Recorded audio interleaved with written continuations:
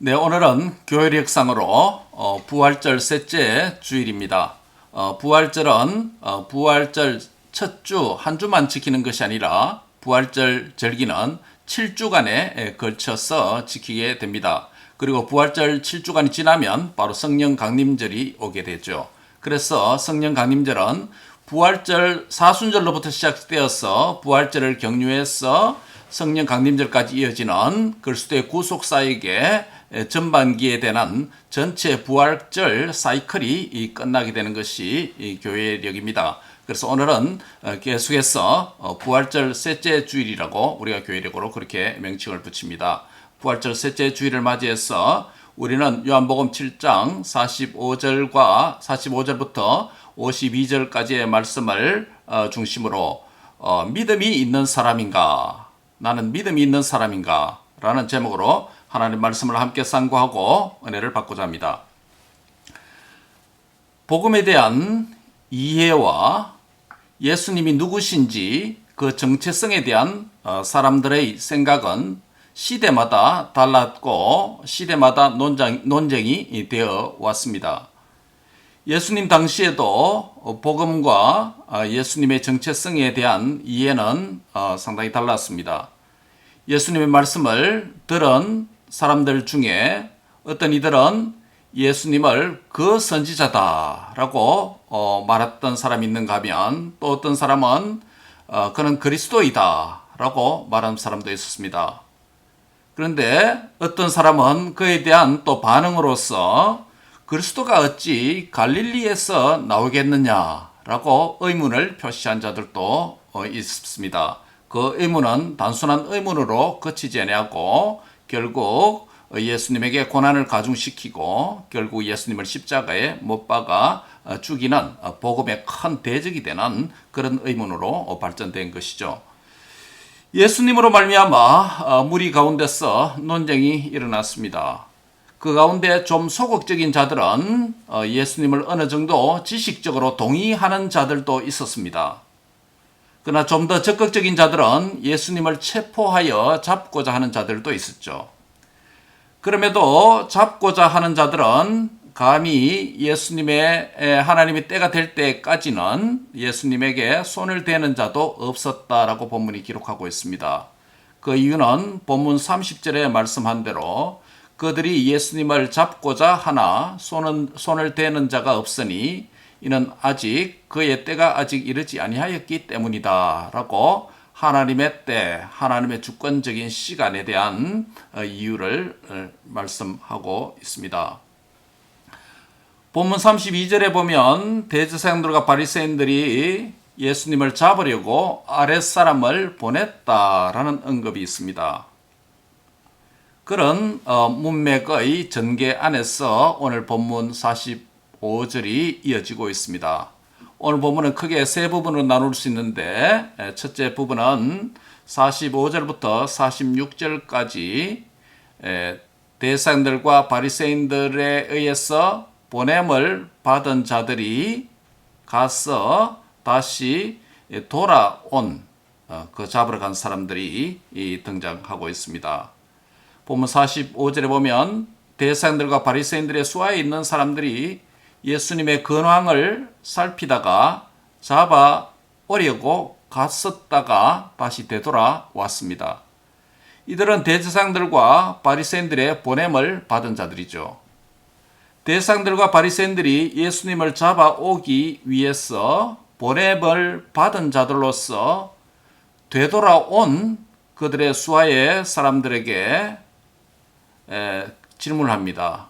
어찌하여 그를 잡아오지 아니하였느냐라고 질문을 합니다. 되돌아온 이들은 그 질문에 답을 합니다. 뭐라고 답합니까? 그 사람이 말하는 것처럼 말한 사람은 이때까지 없었습니다. 라는 대답을 보냈던 대제사장과 바리새인들에게 말을 하고 있습니다. 이 말이 무슨 뜻입니까? 그 사람, 곧 예수라는 자는 그가 말하는 것처럼 말한 사람은 이때까지 없었다. 즉 예수님에 대한 두 가지를 말하는 거죠. 하나는 예수님의 가르치신 말씀의 내용을 두고 말한다고 할 수 있습니다. 예수님처럼 이렇게 가르치는 사람은 지금까지 없었다. 다시 말씀드리면 예수님의 하나님의 나라와 복음을 가르치는 이런 내용, 이런 말씀, 우리는 지금까지 들어보지 못했으니 그가 유일한 처음이다 라고 말하는 것이죠. 그 사람이 말한 것처럼 말한 사람이 없었다. 이때까지 없었다라고 하니까 그들의 경험상으로 볼 때, 또 역사적으로 볼 때 사실이죠. 예. 이것은 예수님의 말씀의 내용을 가리키는 측면도 있고, 또 한편으로는 예수님의 그렇게 가르치시는, 말씀하시는 예수님의 성품, 인격 자체를 가리키는 것도 말한다고 할 수 있습니다. 무슨 말입니까? 그 사람이 말하는 것처럼 말한 사람은 이때까지 없었다. 즉 그가 유일하게 이와 같이 말하는 한 사람이다. 유일한 사람이다. 라고 하는, 그는 메시아다라는 까지는 아니지만은, 예, 아주 독특한 가르침을 하고 있는 자임에 분명하다라는 이 사실을 그들이 보냈던 자들에게 보고를 합니다. 아마 이들은 예수님의 가르침의 권위와, 즉 예수님의 그 가르침의 권위, 가르치는 자의 권위, 그분의 인격적 측면이겠죠. 또 하나는 그분의 말씀의 내용, 즉 새로움, 그리고 그 방법론에 있어서 그분의 지혜에, 탁월한 지혜에 아마 압도되었을 것입니다. 소위 이들은 예수님과 그 가르침에 대하여 어느 정도 소위 감동받은 자들이다 라고 말할 수 있습니다. 이들은 그동안 바리새인들의 율법의 가르침을 한평생 받아왔던 자들이고, 그들의 가르침과 그들의 교훈에 깊이 물들어져 있는 자들이었습니다. 그 수하에 있는 사람들이니까 단순히 정치적인, 사회적인 어떤 계급적인 용어이기도 하지만은 그 가르침의 문화에 있었던 자들이다 라고 볼 때 바리새인들의 율법에 대한 가르침에 대한 깊은 영향을 받은 자들임에 틀림없습니다. 그런데 이들은 뭔지는 모르겠는데 뭔가 다르다. 뭔지는 모르겠는데 뭔가 다르다. 자기들도 아마 오면서 그런 이야기 했지 않겠습니까? 야, 뭔지는 모르겠는데 뭔가 다르다. 우리가 들어본 건 아니다.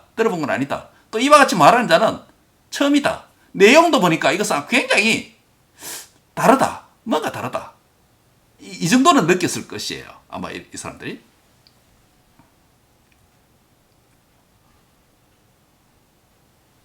하나님 나라와 하나님의 그 계시가 구약 계시에서 신약의 계시로 발전되는, 옛 이스라엘에서 새 이스라엘로 발전되는, 또 여러 모양과 여러 부분으로 말씀하신 하나님께서 그 모든 날 마지막에 그의 아들로 직접 말씀하시는 말씀의 채널도 바뀌고, 하나님의 구원 역사가 율법에서 복음의 시대로 대발전되는 그런 과정 안에서 바른 복음의 가르침이 예수님을 통해서 전달되고, 바리새인들과 사두개인들과 대제사장들이 보냈던 자들이 그 현장에서 들었습니다. 그래서 나름대로 감동은 받은 것 같아요. 그런데 그들은 아직 예수님을 믿는다든지 그 진리를 수용한다든지 그리고 메시아가 그분이라고 고백한다든지 이런 믿음으로 발전하지는 못했습니다. 믿도록 하지는 못했지만 중대한 차이 정도는 발견한 것 같습니다. 그래서 그들이 하는 말이 바로 그거죠. 그 사람이 말하는 것처럼 말하는 사람은 이때까지 없었다. 중대한 차이점을 발견한 것은 팩트입니다. 사실입니다. 그렇죠? 우리가 이 사실로부터 어떤 교훈을 얻을 수 있을까요?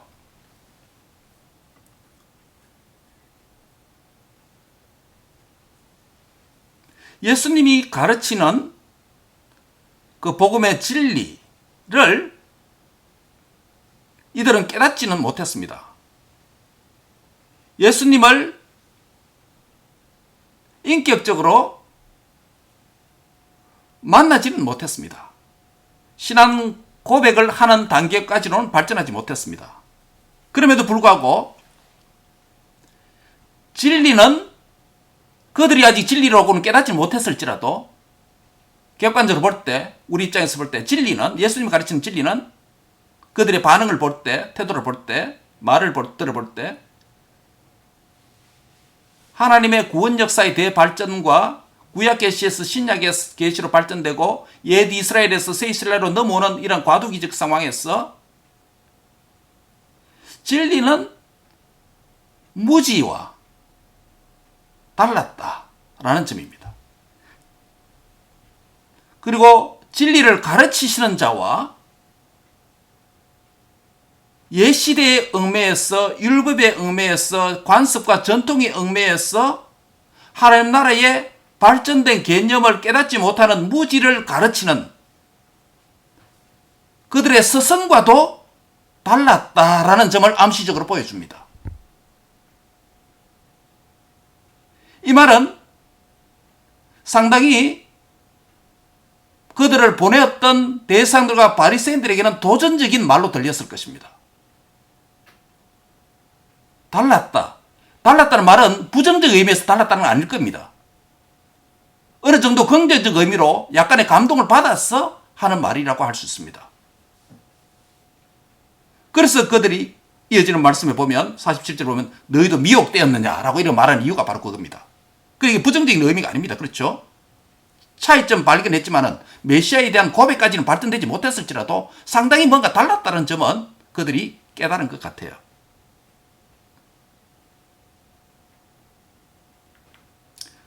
즉 율법을 말하는 자와 복음을 말하는 자는 보냄을 받은 그들도 다르게 느꼈다라는 점입니다. 그러나 이러한 사실의 발견에 그친다면 우리는 여기서 교훈을 얻지 못합니다. 한 걸음 더 나가야 됩니다. 더 중요한 것이 있습니다. 진리를 듣고 약간의 감동에 머무는 것이 아니라 자신의 무지를 깨닫고 무지의 세계를 깨고 무지의 아래서 나와서 무지의 세계에서 벗어나는 은혜를 받아야 들은 진리가 열매를 맺었다라고 할 수 있겠습니다. 무지의 삶이 진리로 변화된 삶으로 자라가야 된다라고 하는 메시지입니다. 그 사람이 말하는 것처럼 말한 사람은 이때까지 없었습니다 라고 하는 그들의 보고는 한편으로는 보낸 자들에게 대한 보냄을 받은 자들로서 보고 리포트였지만은 또 다른 한편으로는 그들의 스승 바리새인들과 예수님으로부터 들었던 가르침의 비교로부터 오는 차이점 발견을 통한 하나의 객관적인 고백이다라고 말할 수 있습니다. 주관적 신앙 고백으로는 발전되지 못했을지라도 객관적으로 볼 때 차이가 있다라고 하는 그 고백이 틀림없습니다. 그래서 한편으로는 정치적인 보냄을 받은 자 리포터, 보고이지만은 또 다른 한편은 사실에 대한 객관적인 고백임에 틀림없습니다. 그러나 아쉬운 것은 주관적 고백으로 나가지 못했다는 게 문제가 되겠죠. 이 사실로부터 우리가 교훈을 받고자 하는 것입니다.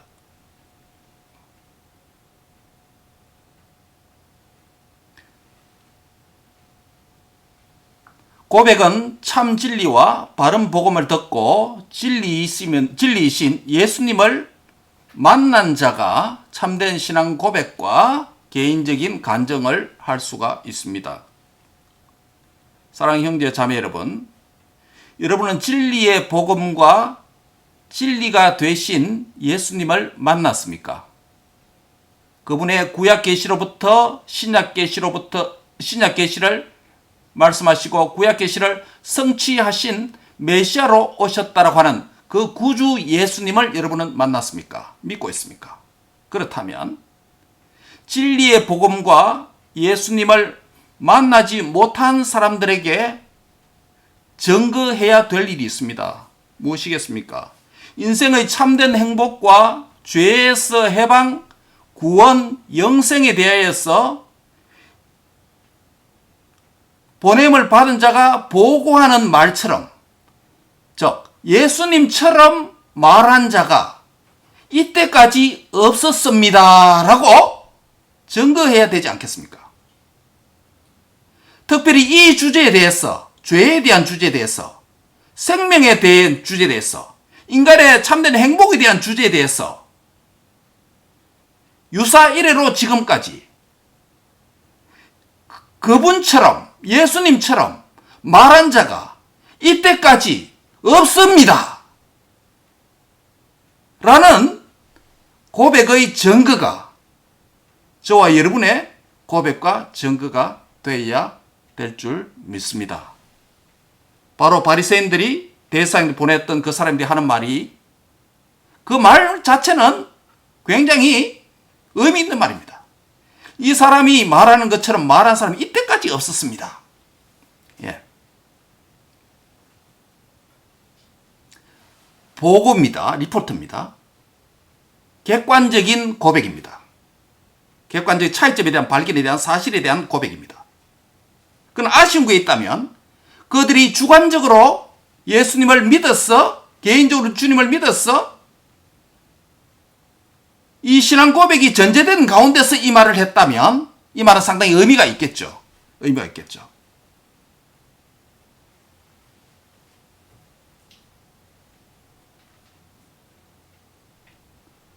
오늘 복음을 말하는 전도자나 목사나 선교사나 신학자나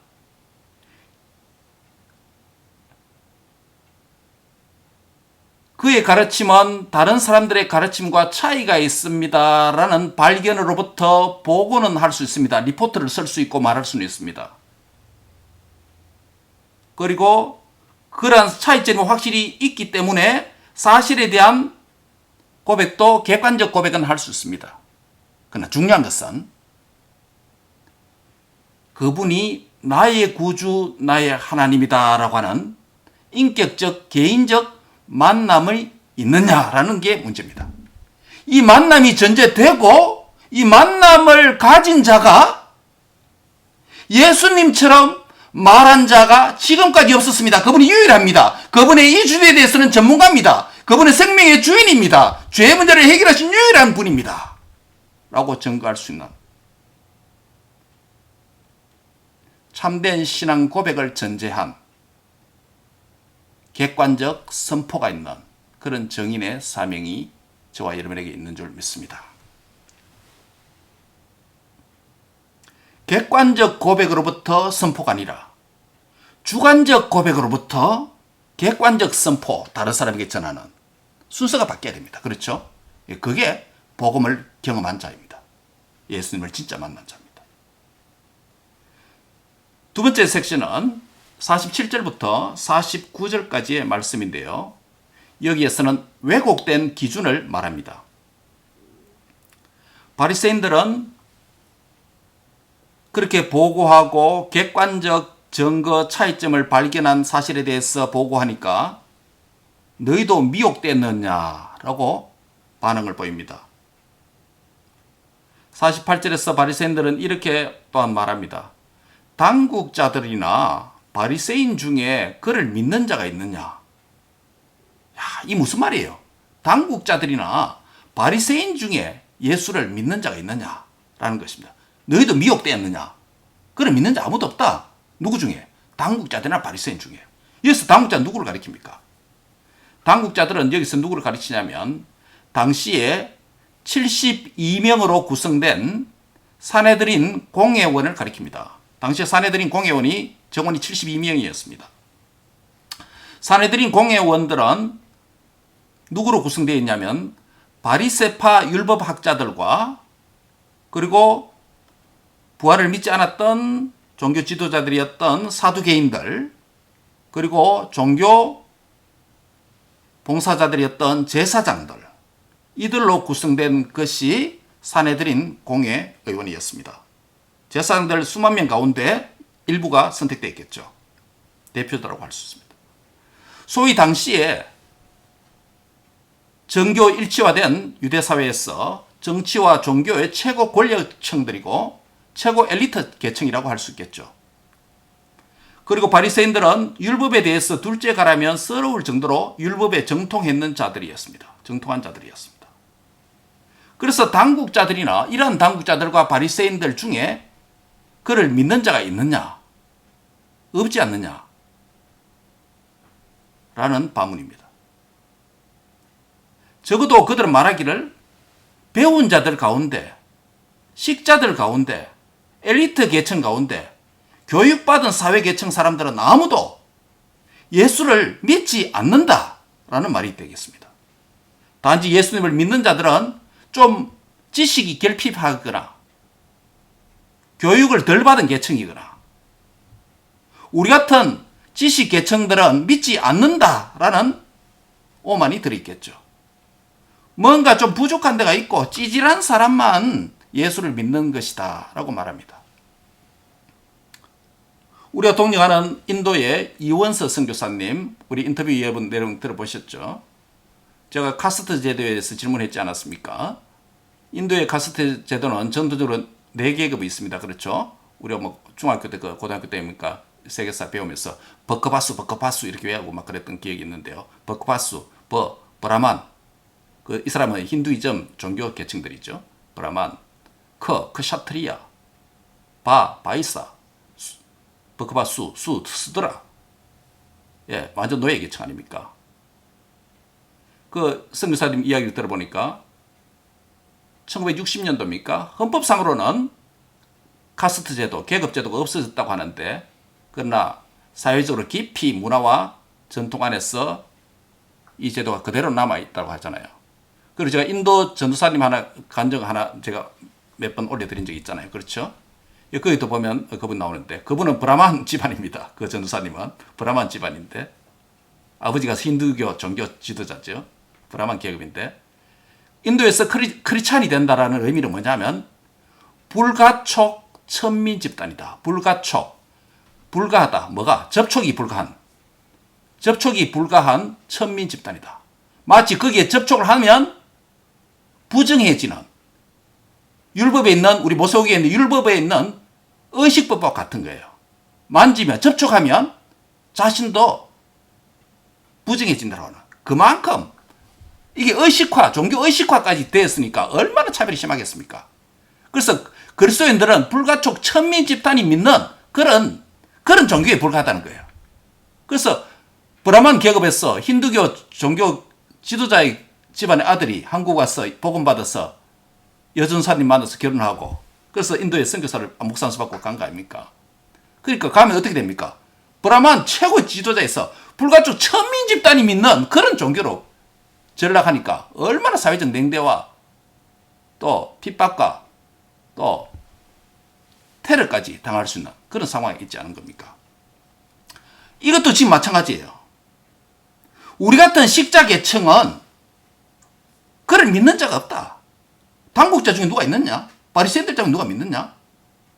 예수라고 하는 자자는 불가촉 천민 집단 그런 사람들을 믿는 것이다. 사회적으로도 인정받지 못하고 지식인들을 인정받지 못하고 복음이 그런 냉대받는 그런 시대였습니다. 그래도 오늘날 좀 다르잖아요. 그렇죠? 오늘은 뭡니까? 예수 믿는다, 교회 다닌다면 적어도 뭐 요즘은 또 뭡니까? 워낙 안티가 또 많이 생겨 그렇지. 우리 한국에 어느 시기까지 몇십 년 전까지만 해도 교회 다닌다. 이런 벌써 사회 지도자입니다. 그렇죠? 예. 옛 이야기가 되었습니다만 슬프게도. 그래서 한 걸음 더 나갑니다. 49절에 한번 보세요. 뭐라 말합니까? 율법을 알지 못하는 이 무리는 저주를 받은 자로다 라고 말합니다. 예, 여기서 복과 저주를 아나데마를 선언합니다. 저주를 선언합니다. 그렇죠? 예.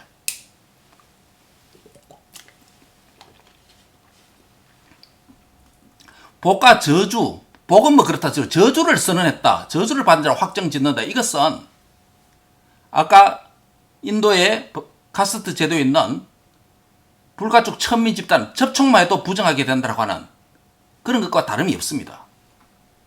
그만큼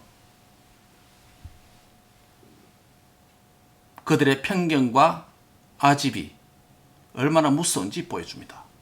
예수님을 믿는 무리들은 율법에 대해서 잘 모르는 자들이기 때문에 예수를 믿는다라고 이렇게 생각하는 것 아닙니까? 지금 이들이. 그리고 그들은 저주를 받았어. 하나님 율법을 알지도 못하고 깨닫지도 못하는 자들로서 그리스도가 예수라고 메시아라고 주장하는 그 신앙은 엉터리고 이단이고 사교에 가깝다라고 하는 것입니다. 오늘 마치 우리가 이단들에게 냉대한 시선을 보낸 것과 같은 그 이상의 것이겠죠. 당대는. 이것이 당시에 지식인들, 종교 정치 지도자들, 종교 엘리트들의 유대사회에서 예수님에 대한 보편적 지식이었고 보편적인 사회 분위기였습니다. 자, 이런 두 번째 섹션에서 우리가 어떤 교훈을 얻을 수 있을까요? 여기서 우리가 생각할 때 바른 훈련과 교육이 얼마나 중요하다라는 점을 보여줍니다. 성경에 대한 특별히 바른 이해와 해석은 한 개인의 종교관과 예수관과 현세관과 내세관을 결정하지 않습니까?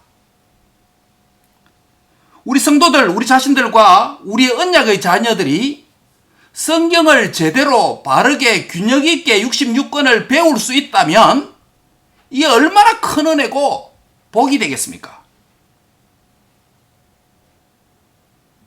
교육이 그만큼 무섭습니다.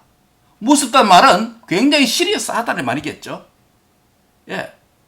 이 사회에서 이런 분위기에서 이런 교육에 이런 학교에서 교육을 받는다면 이 교육 철학에 맞추어서 이런 사람이 생산되는 겁니다. 이런 무슨 이야기입니다, 이게. 그래서 교육 철학이 중요합니다.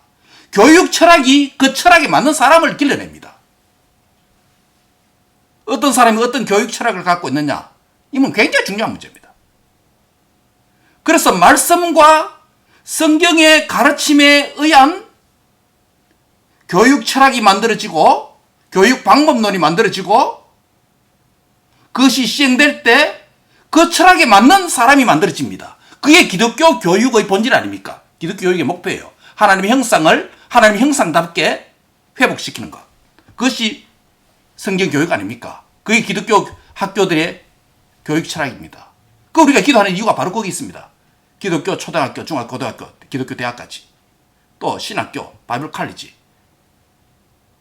우리 자녀들이 나가는 공교육 시스템 안에서 어떻게 성경적인 세계관을 가진 자들로 비성경적이고 세속적인 진화론적인 사상이 가득차 있고 하나님 형상을 파괴하는 하나님의 창조 질서를 파괴하는 이런 교육의 시스템 안에서 자라가는 교육 환경 안에 있는 우리의 자녀들을 어떻게 성경적인 진리의 말씀에 기준한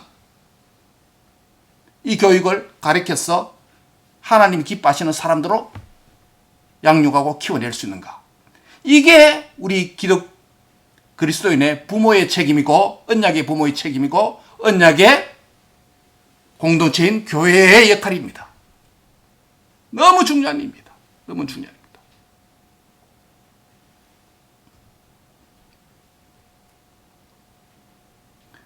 만약 우리가 성경에 대한 바른 이해와 건강한 해석과 그에 합당한 순종과 적용의 삶을 산다면 그것은 전적으로 하나님의 은혜에 의한 것임에 틀림없습니다. 율법을 알지 못하는 자가 오늘 본문에 저주를 받는 자다라고 대상과 바리새인들이 입에서 이 말을 합니다. 율법을 알지 못하는 자가 저주를 받는 자다. 이 사실에서 우리가 어떤 교훈을 얻을 수 있을까요? 저는 이것을 뒤집어서 우리에게 적용하고자 합니다. 따라합니다. 복음을 바로 아는 자는 복을 받은 자입니다. 예. 율법을 알지 못하는 자가 저주를 받은 자라면 진리의 복음을 바로 아는 자는 얼마나 큰 은혜와 복을 받은 자이겠습니까? 라는 점입니다. 진리를 바로 아는 자는 은혜를 받은 자인 줄 믿습니다. 너무나도 큰 은혜를 받은 것입니다. 복음을 깨닫지 못하고 죽어가는 자들이 60억 인구 가운데 오고 오는 세대 가운데 얼마나 많습니까? 때로는 그들이 복음 받을 기회도 인생 가운데 경험할 수도 있지만은 그 기회조차도 박탈당하고 경험하지 못한 인구도 많습니다. 한번 생각해 보시기 바랍니다. 생명의 주가 되시는 예수님을 한평생 살면서 만나지 못하고 죽는 일이 기적 같은 일 아니겠습니까? 참 안타까운 일이지만, 반대로 생명의 주가 되시는 예수님을 우리의 한평생 동안 만났어 단순한 차이점이 있다라고 객관적인 고백이 아니라 리포터 정도 하는 정도가 아니라 주관적으로 나의 주 나의 하나님이라고 고백하는 주관적인 고백을 할 수 있다면 이것 또한 기적의 은혜 아니겠습니까? 기적의 은혜 아니겠습니까? 그런데 이 기적이 저와 여러분 안에, 여러분과 저의 인생 안에 이 기적이 일어났다는 것 아닙니까? 할렐루야!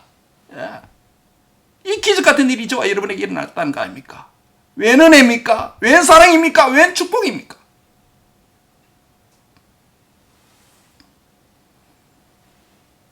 그래서 그리스도인들은, 교회는 그런 기적과 같은 우리가 체험한, 우리가 만난, 주관적으로 고백하는 이 그리스도를, 이 진리의 복음을 증거하는 우리 각자가 되고, 증거하는 우리의 가정이 되고, 증거하는 우리의 교회가 되어야 되지 않겠습니까? 또한 이 진리의 말씀을 우리 자녀들에게 가르치고 또 다음 세대로 이어지게 하고, 그래서 바리새인들이 율법을 알지 못하는 자는 저주를 받은 자라면 우리는 복음을 알지 못하는 자는 저주를 받은 자죠. 역으로 이야기하면 복음을 알게 된 것은 복과 은혜를 받은 자다. 이 사실을 우리가 깨닫고 이러한 우리에게 난 기적을 또 다른 사람에게, 우리의 자녀들에게, 다음 세대, 이웃들에게 또 그런 복과 기적이 일어나는, 그래서 죽어가는 영혼들에게 생명의 복음과 그리스도를 통해서 이 땅에 생명의 복음의 계절을 앞당기는데 사용되고 쓰임을 받는 우리 자신과 가정과 교회가 되기를 주의 이름으로 축원합니다. 마지막 세 번째입니다. 50절부터 52절에는 아주 독특한 표현이 있습니다. 50절에 보면 산헤드린 공회의원 가운데 니고데모라는 사람이 등장합니다. 우리가 벌써 요한복음 3장에서 들어봤던 이름이죠.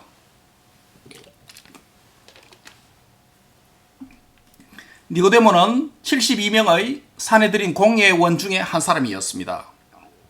그는 어느 날 요한복음 3장 2절에 따르면 밤에 예수님을 찾아온 자였죠. 그때 니고데모는 예수님을 향해서 이렇게 말했습니다. 당신은 하느님께로부터 오신 선생인 줄 압니다 라고 고백을 합니다. 이어도 니고데모의 고백이 있습니다. 왜냐하면 하나님께서 함께 하시지 않으면 니고데모 생각으로 표적을 행할 수 없기 때문이라고 그가 생각했기 때문입니다. 예수님은 그때 니고데모에게 이렇게 말합니다. 사람이 거듭나지 아니하면 하나님의 나라를 볼 수 없느니라. 아주 처음 듣는 충격적인 이야기를 그가 들었습니다. 왜냐하면 그때 거듭남이라고 하는 것은 그에게 이해되지 않는 단어였기 때문입니다. 본어게이라는 단어는 그가 지금까지 들어본 적이 없습니다. 오늘 바리새인들의 보냄을 받은 보고자들이 말하는 것처럼 이 단어는 이전에 이렇게 말한 자가 없었다라는 것과 마찬가지겠죠. 지금 거듭남 본어게이는 크리스찬의 가장 중요한 단어 중에 하나로 인식되고 있지만은 당시의 석학 니고데모도 이 단어는 처음 듣는 일이었습니다. 그래서 니고데모는 질문합니다. 어찌하여 그런 일이 일어날 수 있습니까? 모태로 다시 들어갔다 다시 나오는 겁니까? 라고 의문을 가졌던 거 아닙니까? 니고데모 같은 사내들인 공회의원이면서 지식인층에 있는 사람도 하늘의 비밀인 예수님에 대해서 얼마든지 모를 수 있다라는 단적인 한 예를 보여주죠. 후에 그는 물론 주님의 믿는 제자가 되었습니다. 아마 예수님으로부터 거듭남이라는 이야기를 들은 그날에 말씀을 듣고 그 말씀이 그를 거듭나게 했을 것입니다. 그래서 또 다른 사내들인 공회의원이었던 아리마대 사람 요셉 아시죠? 요셉과 함께 니고데모는 예수님의 장례식을 치렀던 주님의 두 제자였음을 우리가 복음서를 통해 읽게 됩니다. 니고데모와 아리마대 사람 요셉은 진리와 복음과 예수님을 만나고 주관적으로 체험하고 변화된 삶을 살았다라고 말할 수 있습니다. 오늘 보고자와는 달리 복음과 진리와 예수님에 대해 무지한 사람들에게 증거하여 심지어 그 사회에서 영향력 있는 삶을 살았다고까지 말할 수 있습니다. 물론 처음에 그들은 용기 없이 숨겨놓고 믿는 자였습니다. 워낙 그 사회 전통이 강하고 왕따 당할 수 있는 상황이고 전통 중심의 유대 사회에서 그것을 이겨낼 재간이 없었겠죠. 그러나 점차 믿음이 자랐기 때문에 드러내고 믿는 수준으로 자라가게 되고 그 사실을 다른 사람에게 증거하고 그래서 예수님을 만난 자로서의 삶을 실천적으로 실제 사는 제자들로 자라갔습니다. 이 사실을 볼 때 우리는 이러한 명제를 하나 만들 수 있을 것 같습니다.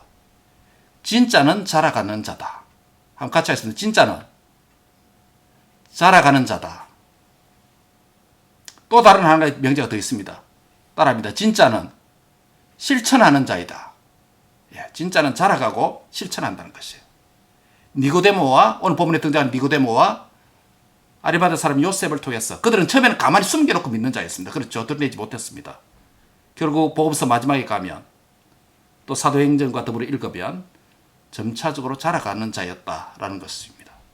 즉 예수님이 그들이 인생의 한 시점에서 제대로 만났기 때문에 주관적인 참된 신앙 고백이 있었기 때문에 그는 진짜죠.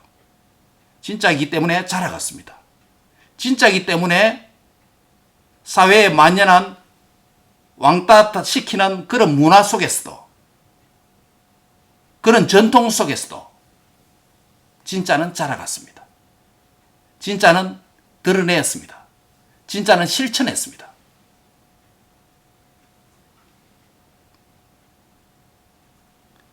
우리 살아가는 자녀들 3명이 여기에 들어와 있습니다. 여러분이 진짜 그리스도인입니까?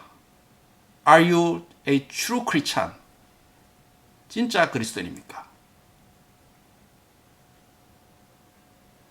교회 다닌다, 예수 믿는다 하면 믿지 않는 사회와 직장과 친구들이 핀자를 주고 무시하고 심지어 소셜 아스트레이시즘, 왕따 시킬지도 모르겠습니다.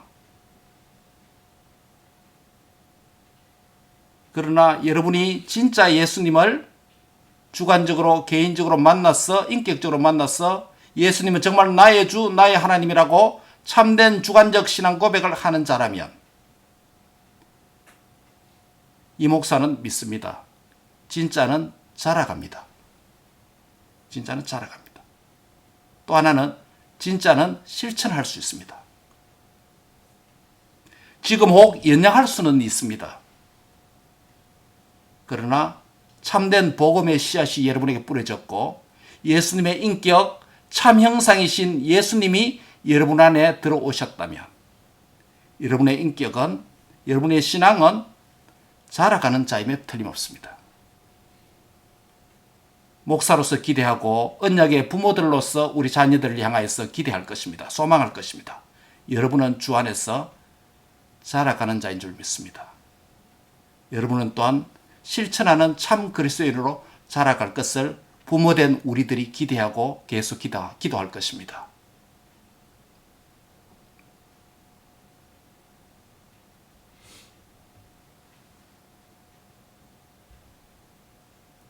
오늘 니고데모의 아주 흥미로운 표현이 이겁니다.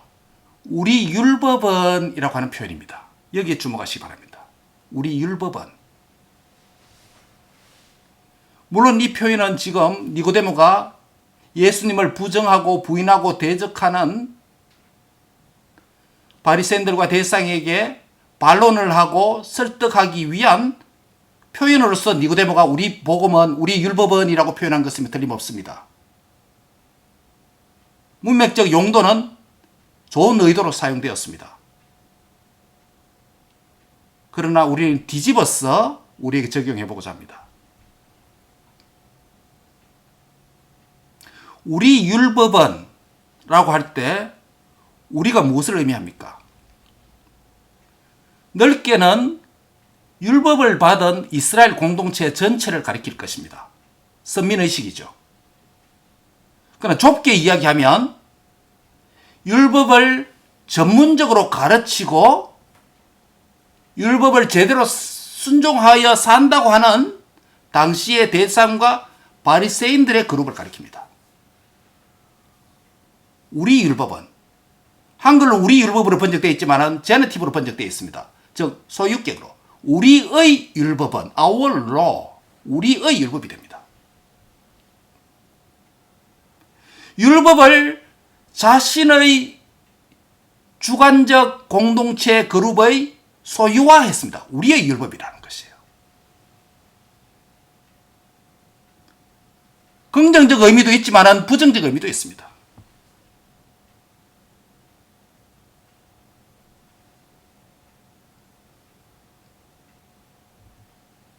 우리의 율법은 니고데모는 긍정적 의미로 그들을 설득하기 위해서 한 표현이지만 그러나 당시 바리새인들은 반대로 율법은 우리 편이야. 율법은 우리의 것이야.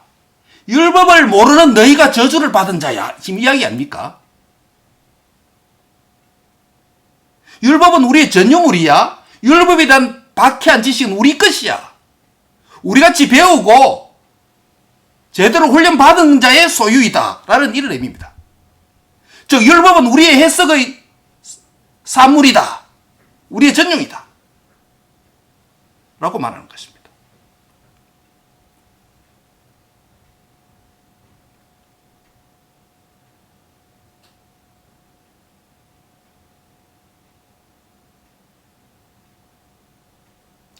율법을 주신 자의 주신 하나님의 그 율법에 주신 하나님의 의도와 사랑을 생각하지 않고 율법을 받은 자의 특권만 자랑하는, 그래서 자기를 차별화하는,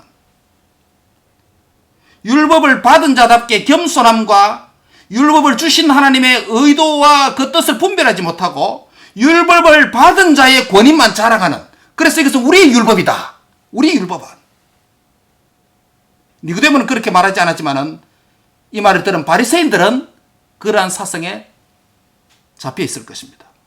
즉 우리의 율법을 독점적으로 우리가 전매하고 있다라는 이런 의식이 가득한 사람이 이런 사람들입니다.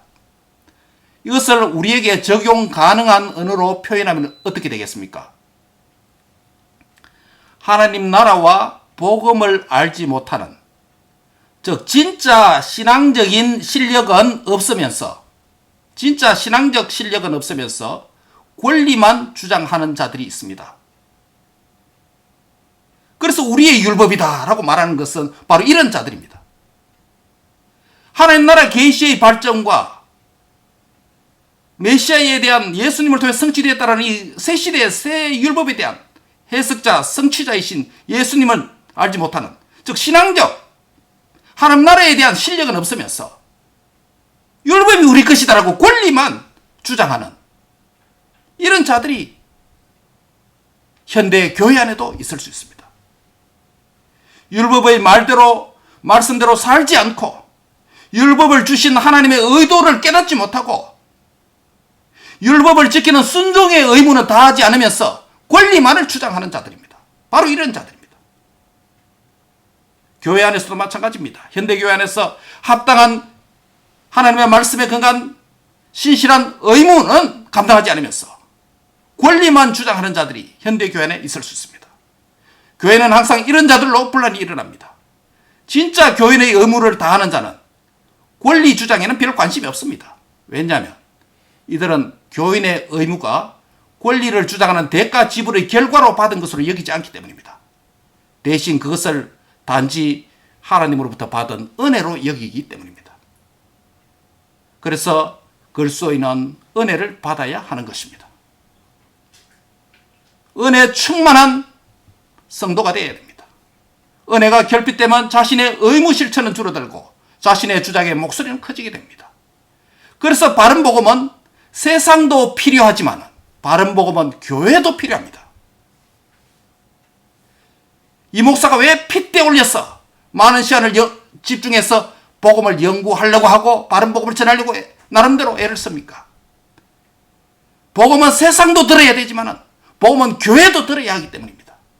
믿는 그리스도인들도 바른 복음을 계속 들어야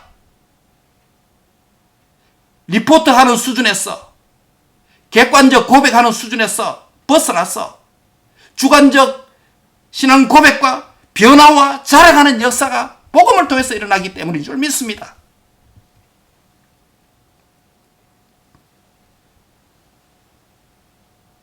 바른 복음을 듣지 못하면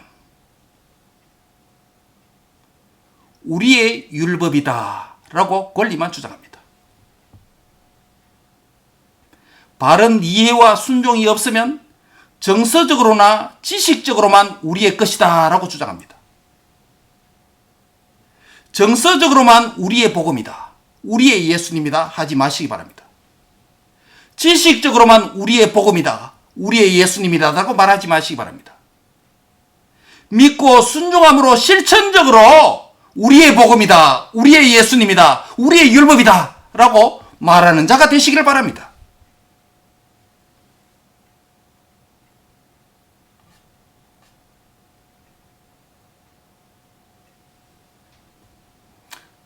우리의 율법이다 라고 말하는 데는 두 가지 이유가 있음을 제가 분석해 봅니다.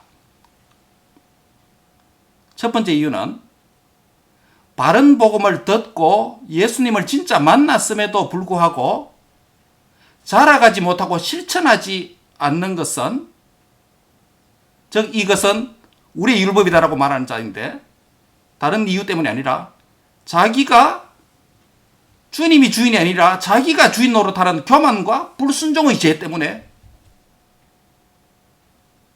이런 태도로 살아가게 됩니다. 이것은 성도의 문제고 또 다른 하나는 목사의 문제입니다. 거짓 복음을 가르치는 목사의 죄 때문에 성도들이 바른 복음을 듣도록 귀를 차단하고 바른 복음을 가르치지 않았어 이게 우리 복음이다 라고 권리만 주장하는 자들로 만드는 목사의 죄 때문입니다.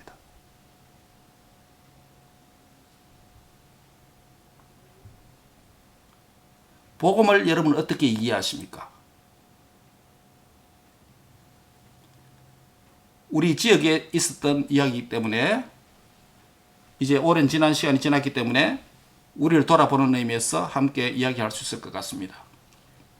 2013년도 6월 30일에 우리 개신교로서 아주 의미 있는 당시 교회였던 크리스탈 커티드럴 수정교회 여러분 아시죠?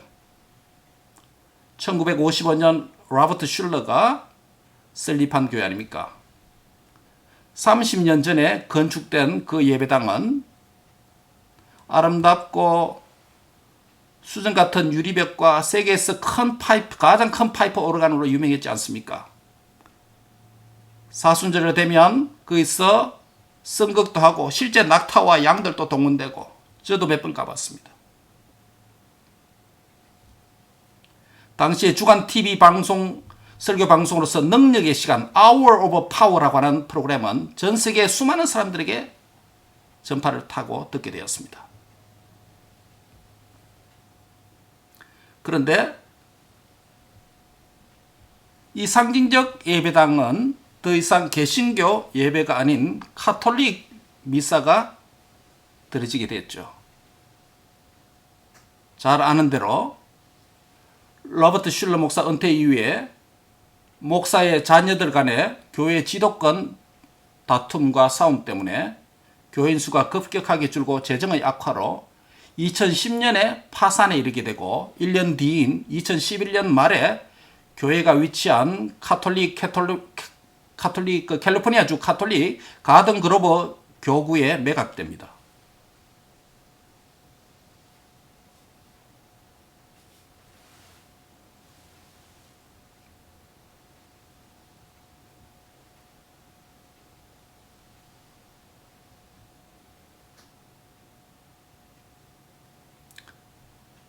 당시 크리스찬 포스트지는 인터뷰에서 이렇게 말합니다. 당연히 교인들은 이 아름다운 예배당을 떠나는 것에 대해서 슬픔을 느끼고 있지만 이를 통해 교회라는 것을 단순히 건물이 아니라 전 세계의 희망과 치유의 메시지를 전파해야 할 교인들의 공동체라는 것을 깨달아가고 있다라고 밝혔습니다.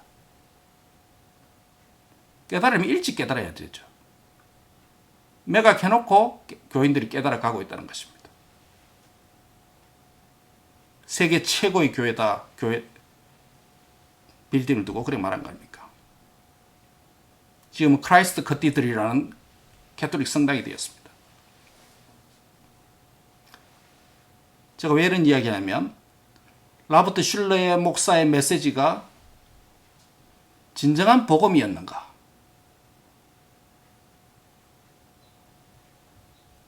긍정적 사고와 교훈을 가르쳤다라는 비평이 당시에도 많았고 그와 유사한 메시지를 전하는 목사들도 오늘날 많이 있습니다. 그들도 나름대로 변명합니다. 세상의 눈높이에 맞춘 낮은 단계의 복음의 메시지다라는 점입니다. 그러나 세상은 복음의 진수인 깊은 단계의 복음을 들어야 합니다. 원색적인 복음을 선포하는 것이 교회의 참된 표지입니다. 오늘 교회 강단이 사람의 귀에 좋은 소리, 사람의 귀에 편한 소리, 인생의 처세술과 같은 강연이 판을 치고 있습니다. 여러분 세바시가 뭔지 아십니까? 세바시 들어보셨죠? 세상을 바꾸는 시간 15분이라고 하는 인터넷 강연 아닙니까? 프로그램. 세상을 바꾸는 시간 15분. 세바시. 세상에서 성공한 사람들이, 소위 성공한 사람들이 주로 강사들로 등장합니다. 무엇을 말합니까? 인생 처세술이나 성공 스토리와 하면 된다, 불가능은 없다라는 긍정적 메시지를 가리킵니다. 이런 것이 세바시의 메시지가 오늘 교회 안에서 가르쳐지고 전해지고 있다면 이것은 우리 율법이다라고 율법의 주권만, 소유권만 주장하는 이런 교인들을 만든 것은 목사의 죄가 아니냐라는 것이에요.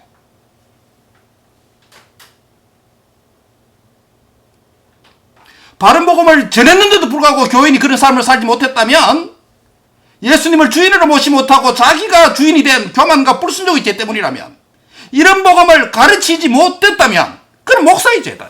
목사의 죄다. 복음을 세바시 정도로 가르치고 복음을 세바시 정도 이해하는 수준으로 만들었다면 그건 목사의 죄죠.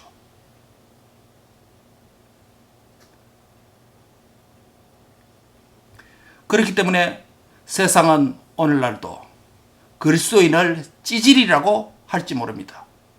찌질이들만 불가촉 천민 집단과 같은 1세기에 현대 카스트 제도가 있는 인도와 같은 찌질이들만 믿는 종교가 기독교라고 비웃을지 모릅니다. 이런 세태라면 이거는 목사가 복음을 깨닫지 못하고 복음을 세바시 수준으로 만들어서 가르친 것.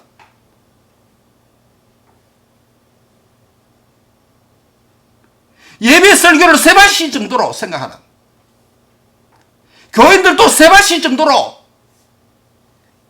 소리를 듣기를 좋아하고 편한 소리 좋아하고 그런 수준이 되었다면, 이것은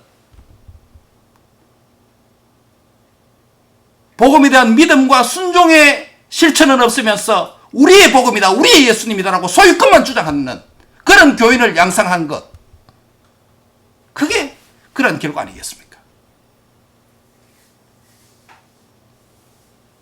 말씀을 맺습니다. 율법을 알지 못하는 자는 저주를 받은 자다. 저와 여러분은 복음을 알지 못하면 하나님의 저주를 받은 자라는 이런 인식 앞에서 복음을 깨닫고 복음을 만나고 예수님을 인격적으로 만난 자가 얼마나 복되고 은혜 받은 자임을 다시금 깨닫는 이 시간 될 수 있기를 바랍니다. 여러분, 예수님을 믿습니까? 예수님을 주관적으로 만났습니까? 예수님은 참된 신앙 고백이 있습니까? 객관적 리포트 말고, 다른 사람 눈치 생각해서, 부모님 생각해서 말고, 자녀 생각해서 그런 말고, 주관적 신앙 고백이 저와 여러분 안에 있습니까? 바꾸면 이야기하면 예수님과 복음에 대한 참된 믿음을 가졌는가? 그렇다면 어떻게 살아야 됩니까? 세 가지 적용을 말씀드리고 설교를 맺고자 합니다. 첫째는 우리에게 베풀어 주신 중생의 은혜에 대해서 감사하는 자가 되시기를 바랍니다. 즉, 믿음의 가치를 알아야 합니다.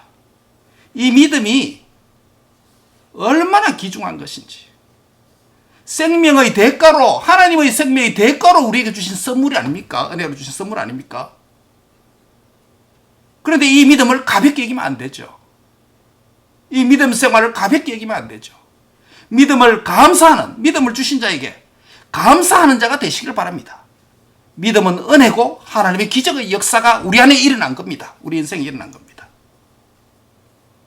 예배를 통해서 중생의 은혜에 대한, 믿음에 대한 감사가 표현되는 예배자가 되시길 바랍니다. 두 번째로, 예수님을 믿고 신뢰하는 자가 되시기 바랍니다. 이 점은 언젠가 한 번 더 말씀드린 적이 있습니다. 예수님을, 믿음을 가진 자는 믿음으로 살아야 됩니다. 믿음을 가진 자는 삶으로 그 믿음을 누려야 합니다. 믿음을 누린다는 말이 무슨 의미입니까? 믿음을 누린다는 것은 모든 일상적인 구체적 삶에서 하나님을 전적으로 신뢰한다는 의미 아닙니까? 즉, 믿음으로 산다는 것은 우리의 삶의 모든 영역에서 그리스도의 주인 되심을 고백하고 실천하는 삶을 의미하겠죠. 현대 그리스도인들은 교회당에서는 유실론자입니다. 세상에서는 무신론자로 삽니다. 즉, 하나님 없는 자와 같이 삽니다. 우리 모두가 그렇습니다. 입술의 고백으로는 유실론자입니다. 삶과 실천에 있어서는 무신론자입니다. 예수님의 주인 되심이 고백되지 않고 실천되지 않는 영역이 많습니다. 사랑하는 성도 여러분, 범사의 주와 동행하는 신뢰의 믿음으로 승리하는 믿음의 사람들이 다 되시기를 축원합니다. 마지막 세 번째입니다. 중생하지 못한 자들에 대한 사명과 책임을 의식해야 됩니다. 즉, 잃어버린 영혼에 대한 관심과 섬김이 일어나야 됩니다. 믿음을 가진 자는 사명으로 살아야 된다는 말입니다. 믿음을 가진 자는 믿음을 누려야 합니다. 그런데 믿음을 누리는 삶이 두 번째 말씀드린 하나님에 대한 일상적 삶에서 신뢰하는 삶이라면, 믿음을 적극적으로 누리는 삶은 사명의 삶이다라고 할 수 있습니다. 사명 크니까 너무 크게 생각하지 마십시오. 특수한 사명도 있겠지만 그리스도인으로서 일반적이고 보편적인 사명이 우리 모두에게 있습니다. 하나님을 향하여 예배와 섬김의 사명이 첫 번째 있습니다. 말씀과 기도를 통한 교제의 사명이 또한 있습니다. 세상에서 빛과 소금의 사명을 살아야 되죠.